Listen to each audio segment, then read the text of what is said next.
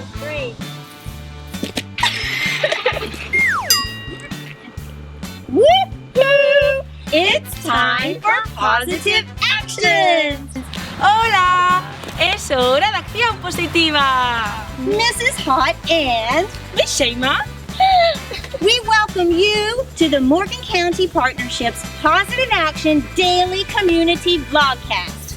La señora Hot y Shema os damos la bienvenida a los vídeos diarios de acción positiva. Today is Fun Friday! Hoy es Viernes Vistazo. Let's get ready for a awesome day of learning and wellness. ¿Listos para un día alucinante de aprendizaje y bienestar?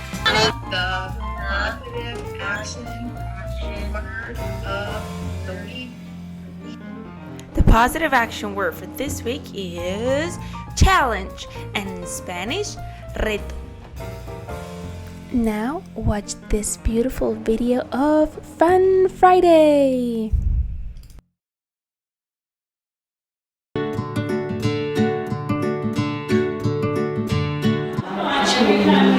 My name is Kate, and the vlog this week is challenge in Spanish. What's up? Hi, my name is Jackson, and the positive action word of the week is challenge, and in Spanish, desafío.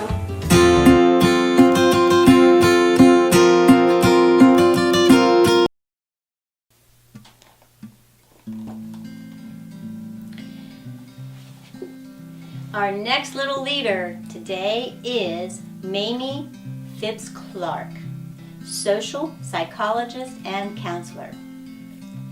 Despite growing up during the Great Depression and living in the segregated South, Mamie had a happy childhood, comforted by family and school. She graduated at 16 and earned a scholarship to Howard University. Although she began with a major in math and minor in physics, she eventually switched to psychology, the same major as Kenneth Clark, her future husband and research partner. Mamie had never dreamed that segregation could be challenged, but in the summer of 1938, she worked for civil rights activist and NAACP lawyer Charles Houston. She saw famous lawyers gear up to tackle the monster that was segregation. And she realized that with the combined efforts of determined people, they could make a real change. Remember that, neighbors. The combined efforts of determined people can make a real change. The work Mamie did in college was the beginning of a breakthrough. Research became known as the doll tests. The study showed an overwhelming preference for white dolls in black children ages 3 to 7. The children, half of whom attended segregated schools, were presented 4 dolls, 2 brown with black hair and 2 white with yellow hair, and were given instructions like, give me the doll that is a nice doll, give me the doll that looks bad, and give me the doll that looks like you. Mamie and Kenneth concluded that the students from segregated schools had developed a sense of inferiority and self-hatred, and that integration was a helpful tool, and it would be helpful to both black and white children in achieving a healthy racial self-identification and improving race relations. This became key evidence in the landmark Supreme Court case Brown versus Board of Education, which in 1954 ruled racial segregation unconstitutional in American public schools. Mamie's research altered the course of history for every child in America and for you. She followed her passion, and it led her to make a difference in the world. Wow, thank you, Mamie.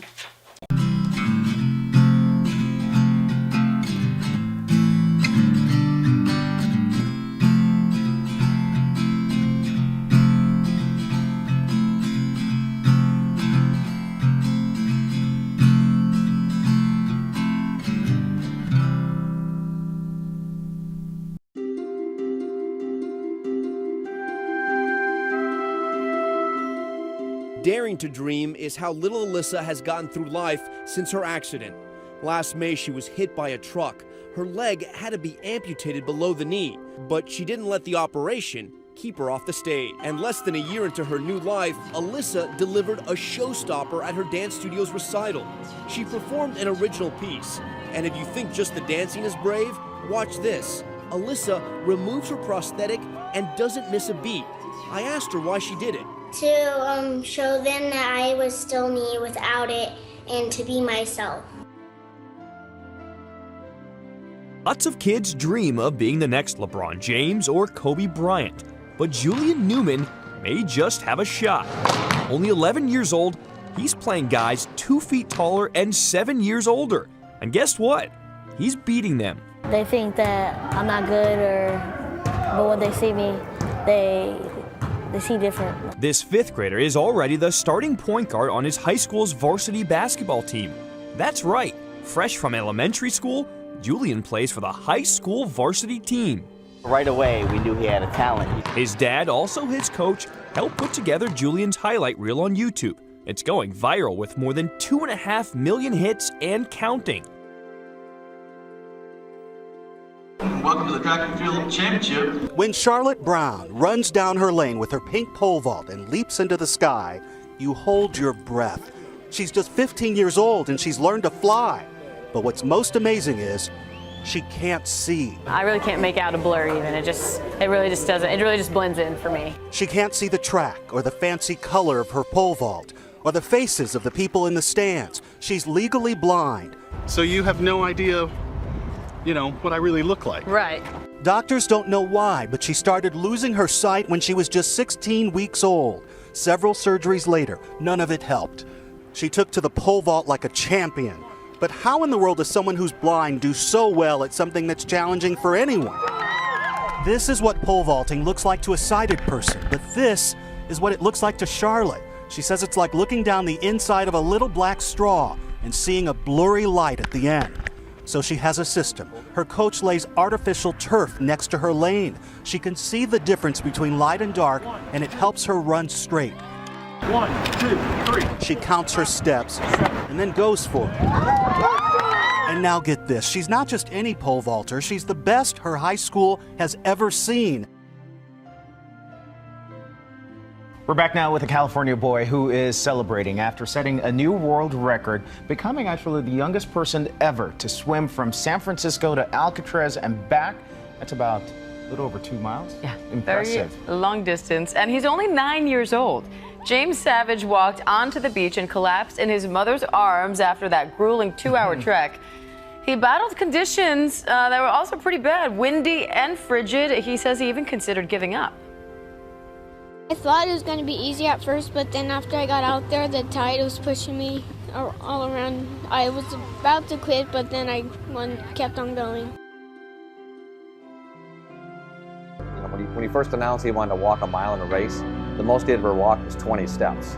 Watching sports with Dad was his first love, but running together quickly took over. It's very difficult to have athletic events that you two can do together. And for the past 6 years, they have. It started small with each race run by Dad, but finished by both. We just had a person the other day say, Johnny could be a professional athlete. And he said, no, I'm serious. He said he really could be. A person like me being able to endure endurance races and stuff, but I think it's a tremendous lesson for me. It teaches me that anything is possible. Who would have ever thought, my son with cerebral palsy was going to be able to participate in an event of this magnitude. In an ESPN E60 story from a few years ago, Johnny challenged himself to walk the final mile of a 5K and realized the true feeling of competition and completion on his own. That powerful day was the day his athletic dreams began to be realized. You have the ability to do something special, and it's up to you to make that become a reality.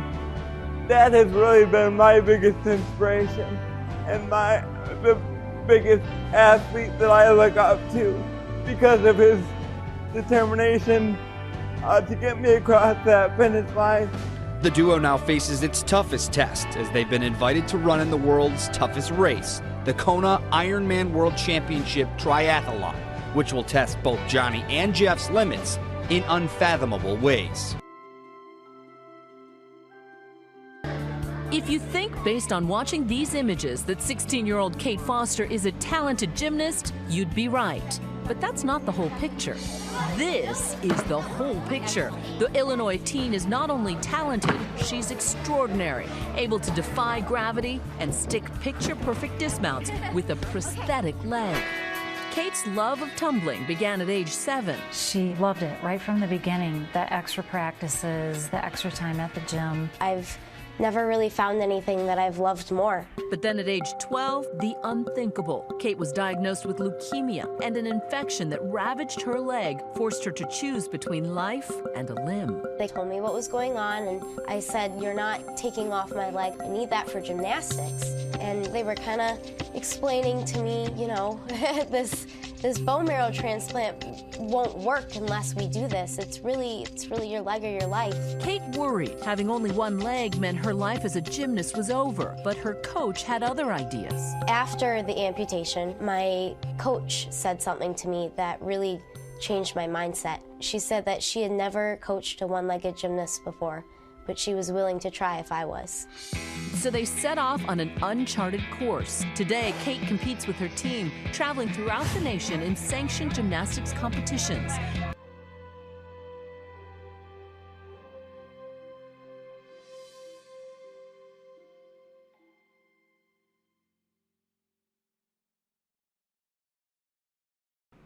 That was awesome, Super Scholars. Now pause the video and discuss about it. It's Let's Talk time.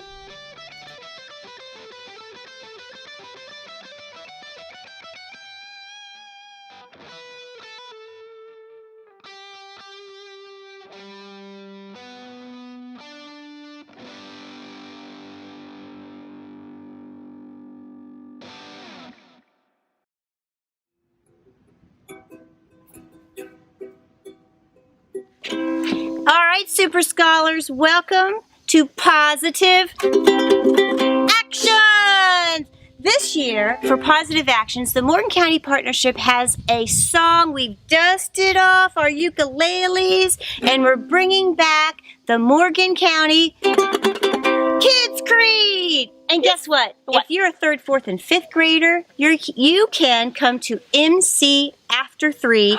Oh yeah! Learn to play the ukulele and learn this great song that has beautiful, positive words, and it talks about you and our great community. Look where we are.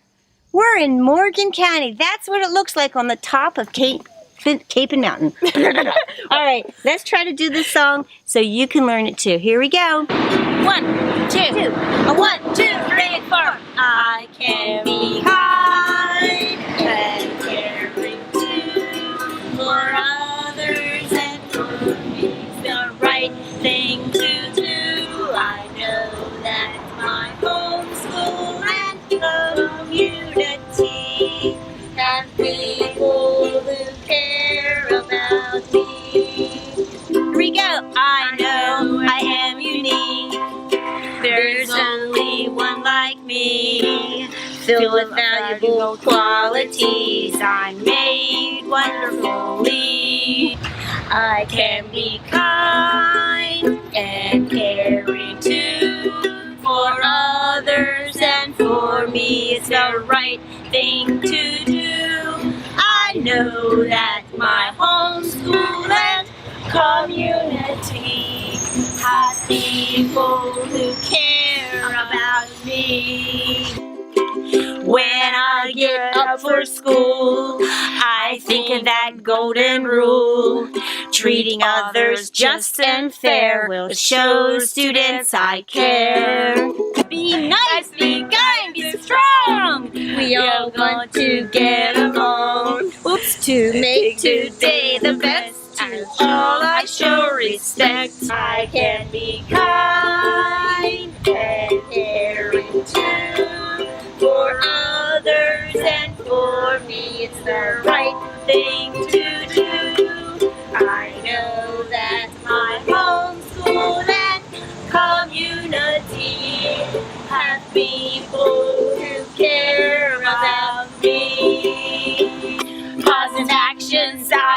choose.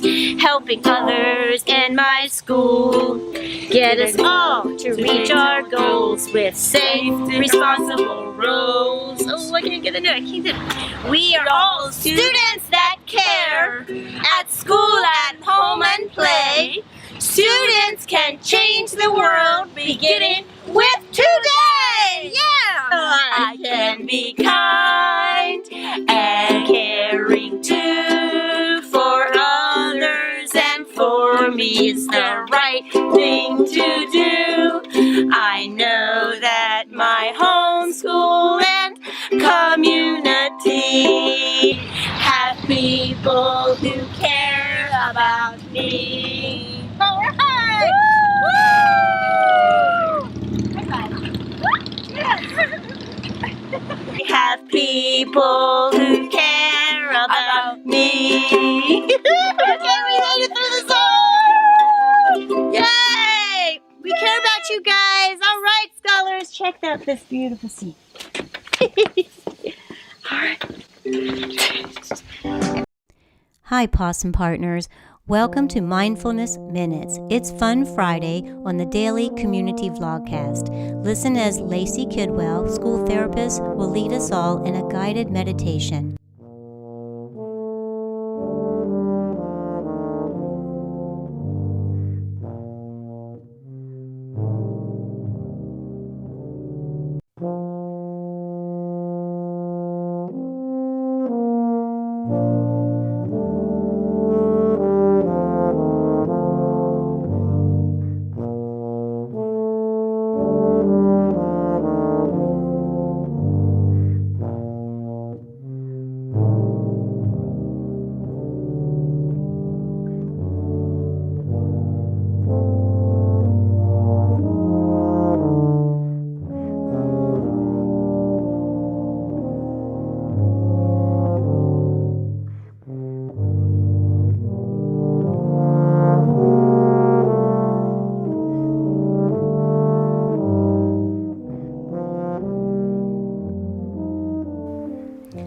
This is Mrs. Kidwell, the school-based therapist from Woodmire Elementary School.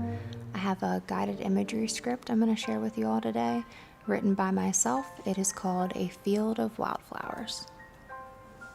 Begin by taking a moment to relax and give yourself a break from your day. Take a few deep breaths and close your eyes or gaze at an object while you begin to relax.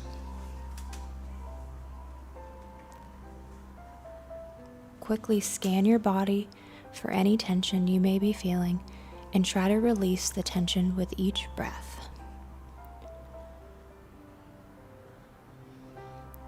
Take some time to continue to slow your breathing to a pace that feels comfortable and relaxing to you. When you're ready, begin to imagine yourself in a large open field full of your favorite flowers. Breathe in the fresh floral fragrance as you feel the warmth of the sun on your face.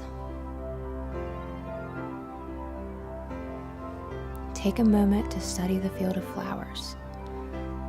Are the flowers you see violet, blue, pink, or red? Is there only one kind of flower in your field, or are there several? As you begin to walk down a path through the field of flowers, barefoot, you feel the cool dirt path below your feet. You continue to breathe in the fresh fragrance of flowers as you touch the soft petals of the flowers while you walk by. You take some time to pick some of the prettiest flowers you find as you continue to walk on the path. You now have a handful of lovely flowers to take home with you. As you're walking, you come to a clearing of soft green grass. You decide to lie down in the grass and rest for a moment. The grass is a nice cushion to rest on, so you close your eyes and begin to take some deep breaths. again breathing in the floral scent of the flowers. You listen closely and hear birds chirping and a stream flowing swiftly at the edge of the field. You can feel the cool, soft grass below you and nestle yourself in further into the bed of grass as you continue to relax.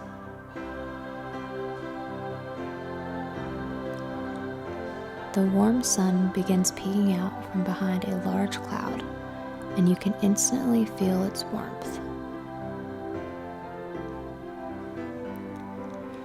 Inhaling and exhaling, you scan your body for any tension, but feel none.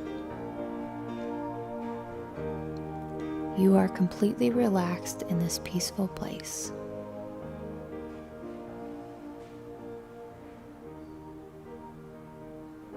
Inhaling and exhaling, taking in once more all the sounds around you, the warmth of the sun and the soft grass. Continuing to breathe slowly as you enjoy just a moment more in this peaceful field of flowers.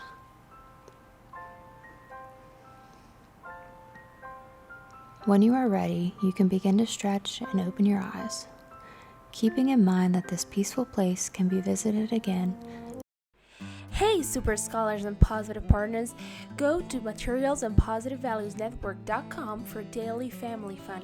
You're gonna find really cool things to do with family art therapy. Have fun! Thank you for joining us from your home, your school, or your community. Gracias por acompañarnos desde vuestra escuela, hogar o comunidad. And remember, you are unique. You are important, and you are wonderfully made. Recordad, sois especiales, importantes y maravillosos. Aww. Bye.